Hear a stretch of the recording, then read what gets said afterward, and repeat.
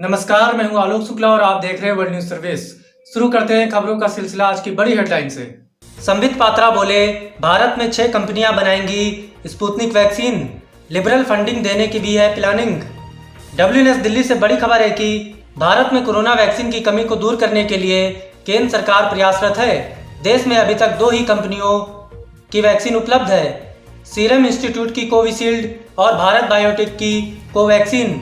लेकिन वैक्सीन की जिस मात्रा में मांग है उसके अनुरूप सप्लाई नहीं हो पा रही है। इसको लेकर देश भर में टीकाकरण अभियान प्रभावित हो रहा है।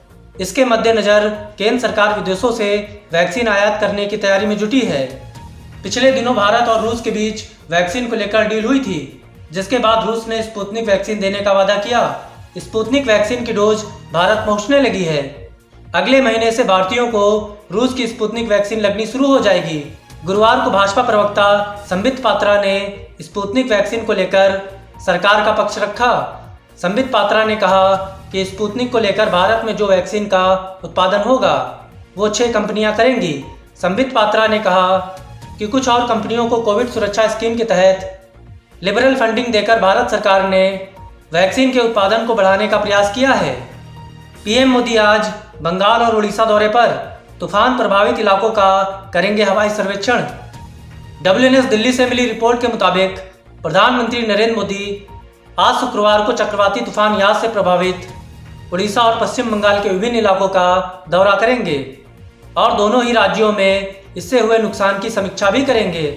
मिली जानकारी के मुताबिक प्रधानमंत्री नरेंद्र मोदी सबसे पहले उड़ीसा की राजधानी भुवनेश्वर पहुंचेंगे, जहां वह एक समीक्षा बैठक करेंगे। इसके बाद वह उड़ीसा के बालासोर और भद्रक तथा पश्चिम बंगाल के पूर्वी मिदनापुर जिलों के प्रभावित इलाकों का हवाई सर्वेक्षण करेंगे। सीएम योगी ने राज्यपाल से की मुलाकात, मंत्रिमंडल विस्तार को लेकर अटकलें हुई तेज। WNS लखनऊ से मिली रिपोर्ट के अनुसार उत्तर प्रदेश मंत्रिमंडल के विस्तार की अटकलों के बीच मुख्यमंत्री योगी आदित्यनाथ ने बृहस्पतिवार को राज्यपाल आनंदीबेन पटेल से मुलाकात की। राजभवन की ओर से जारी एक बयान के मुताबिक मुख्यमंत्री योगी आदित्यनाथ ने शाम को राज्यपाल से मुलाकात की। बयान में कहा गया है कि यह एक शिष्टाचार भेंट थी, मगर इस मुलाकात को प्रदेश मंत्रिमंडल के विस्तार की संभावनाओं से जोड़कर देखा जा रहा है। माना जा रहा है कि विधानसभा चुनाव में महज कुछ महीने बाकी रह जाने के मद्देनजर राजनीतिक समीकरण साधने के लिए मंत्रिमंडल का जल्द ही विस्तार किया जा सकता है। GST परिषद की बैठक आज, सरकार को घेरने की तैयारी में 7 राज्य, हंगामे के आसार। WNS दिल्ली से मिली रिपोर्ट के मुताबिक वित्त मंत्री निर्मला सीतारमण की अध्यक्षता में आज शुक्रवार को हो रही GST परिषद की बैठक में हंगामे के आसार बन रहे हैं, क्योंकि गैर भाजपा शासित 7 राज्यों ने कई मुद्दे पर सरकार को घेरने की तैयारी की है। GST परिषद की यह अहम बैठक आज 28 मई को होने जा रही है। करीब 7 महीने बाद होने वाली इस बैठक से पहले राजस्थान की अगुवाई में 7 राज्यों के वित्त मंत्रियों की वर्चुअल बैठक हुई है और यह अनुमान लगाया जा रहा है कि GST परिषद की बैठक से पहले गैर भाजपा शासित राज्यों की ओर से केंद्र सरकार को घेरने की तैयारी की गई है। लॉकडाउन की रेस में पश्चिम बंगाल आगे, अब 15 जून तक होंगी पाबंदियां।